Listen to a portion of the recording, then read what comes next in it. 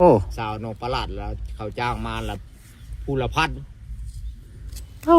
4 คน ว้าวผัดว้าวบ้านลงท้ายเป็นหัวเฮ้อนะเนาะ มันก็มีแล้วสมมติว่าคือเจ้าเข้ามาเนี่ยก็โอ้เพิ่นนี่ก็นายบ้านได้นี่เพิ่นก็เป็นภาษาเวียดนามได้นี่ โอ้ ว่าผู้เสื้อในถามมึงเด้อผู้ขายสิเว้าข้ามมาละลูกผัวเขาละไปหาอยู่หากิน ลูกผัวโตละบ่ได้ไปตายทางไหนอยู่แต่น้ำตีฉีดเมียเรียกบ่เห็นงานบ่ทำเที่ยวไปตั้งแต่นมอันเป็นความลาวเฮาก็สบายดีปีใหม่ลาวว่าผู้เสื้อถามลาวโลกก็ได้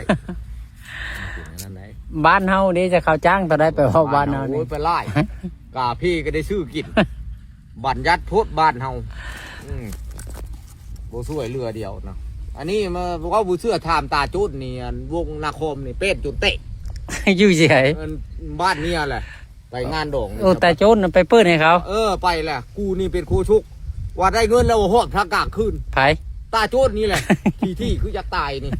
เมื่ออันดองมาดองลูกบักล่ำมาว่าถ้ามาก็บ่ให้โมโจดผีห่านี่